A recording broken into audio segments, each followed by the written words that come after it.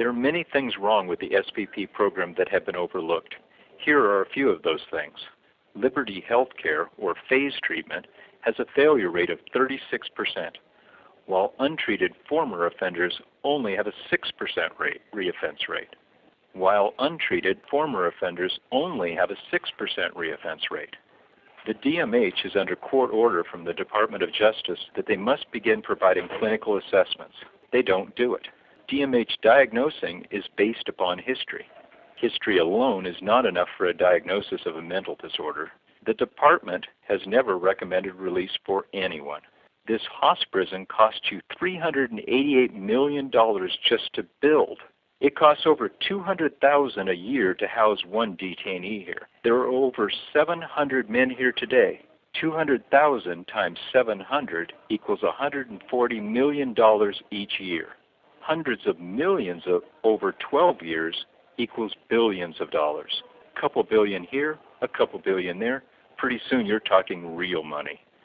The DMH cannot point to a single success in order to justify this billion-dollar boondoggle. Where's the product? California is running a deficit of about $16 billion this year. If you have children or grandchildren, their education is in the fiscal crosshairs and has lost 10% of its projected revenue so far. Voluntary outpatient treatment can work. Inpatient treatment fosters lifelong dependency, dishabilitation. The money wasted here could better be spent in proven ways to protect the public. Outpatient treatment and prevention programs. Liberty Healthcare continues to waste millions while producing few, if any, results. Liberty Healthcare can't find jobs or housing for those who have completed the treatment program at Coalinga or Atascadero. The Department of Mental Health insists that folks go through a discredited and ineffective program, and all the while they ignore the proven factor known to reduce dangerousness, age. Does that sound engineered to you? It does to us too. The program sometimes recommends castration, which is bad for self-esteem. Low self-esteem is a significant factor in sexual offending. Only 2 people have gained their freedom from the Liberty program. Both were castrated. This place houses only 750 men at present for want of staffing. The building is half empty.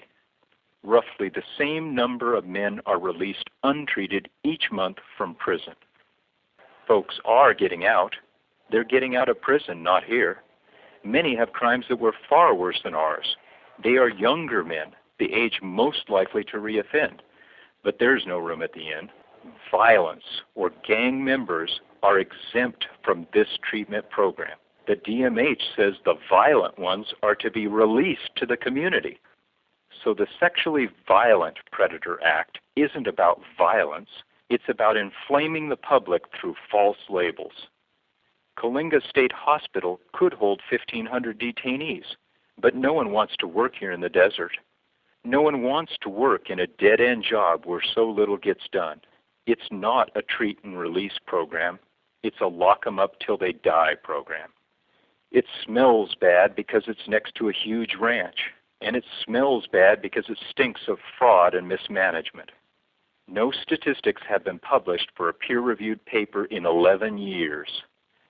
Atascadero State Hospital employee Dr. Jesus Padilla tried to publish a story, but the DMH quashed his report. Hundreds of detainees have been released by the courts over the objections of the DMH because they never did belong here. But the DMH never admits that fact.